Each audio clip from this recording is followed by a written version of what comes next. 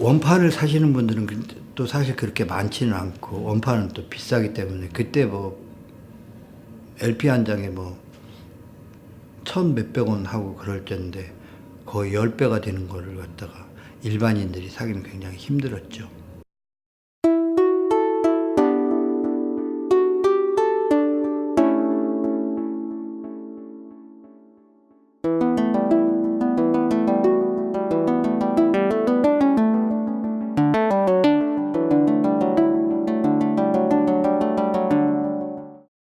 그러다가 이제 욕심이 나서 이제 원판도 팔았어요, 제가. 원판을 파는데, 원판은 또 미군 PX에서 구입을 해야 되는데, 구하기가 되게 힘들잖아요. 근데 그때 당시에 이제 그 정릉 전파사집 안집에 그 친구가 미군 부대, 그때 보면 카투샤지요. 카투샤인데 이제 그 친구한테 연락을 해가지고, 아, 그러면은 여기 미군을 소개해 줄 수 없느냐. 그러니까 소개를 해 주겠다고 그러더라고요. 그래서 어떻게 보면 그게 김CGI죠. 그러면 적어주면 하겠다. 사주겠다고. 그래서 이제 적어줬더니 주문량은 많은데 답답하고 사오는 양은 굉장히 부족하더라고요. 그러면 내가 얘기를 했죠. 내가 PX에 들어가서 물건을 골라놓을 테니 네가 좀 사가지고 오면 안 되냐. 그래서 이제 그렇게 해서 샀죠. 샀는데 또 거기에서 또 문제가 생기는 거예요. 또 그 미군 부대 PX는 미국 사람들만 들어오는 것인데 한국 사람이 들어갔으니까 그때 CID한테 걸린 거예요. 그게 뭐 벼락같이 가가지고 쫙 음반을 골라놓고 그러면 이제 그 친구가 골라서 이렇게 오는 건데 그때 CID가 걸렸는데 그때 또 CID가 나를 좋게 봤는지 한 번만 봐주겠다고 얘기를 해서 네. 아, 그때가 보통 한 장에 6불 50센트였으니까 6불 50, 좀 비싼 건 7불, 좀 세일하는 건 뭐 3불짜리도 있고 1불짜리도 있고 그런데 그 관계없이 거의 다 10,000원 정도 받았던 것 같아요.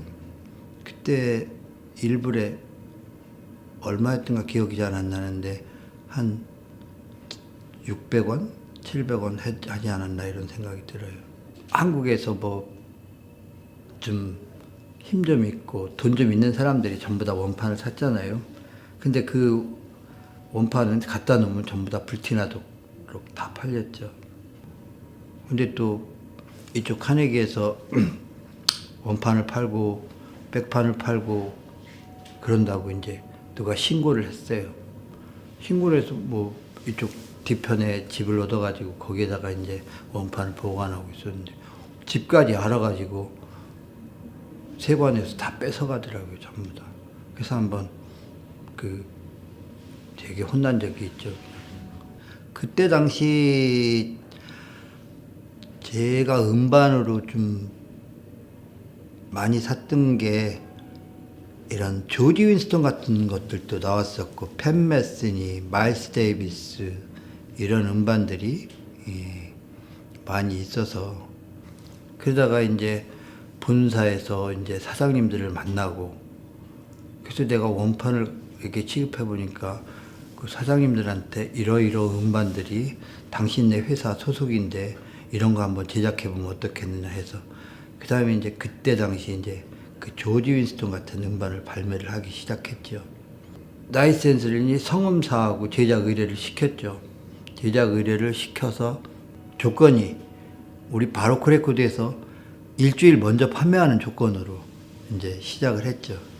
그러니까 뭐 막 다른 집에 없는 음반이 우리 집에서 듣고 다른 집에 가서 물어봐도 없으니까 전부 다 우리 집에서만 사가게 되고 뭐 그때 뭐 바로크가 매출이 엄청났죠. 그때는 정말로 수입이 자유화된 것은 80년대부터 됐던 것 같아요. 80년대 85,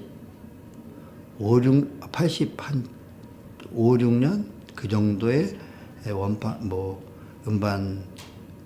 음반사가 들어오면서 그 직배사들이 들어오고 그러면서 근데 뭐 EMI라든가 CBS, 소니, 워너브라더스 이런 음반사들이 들어오면서 직접 가지고 들어왔던 것 같아요.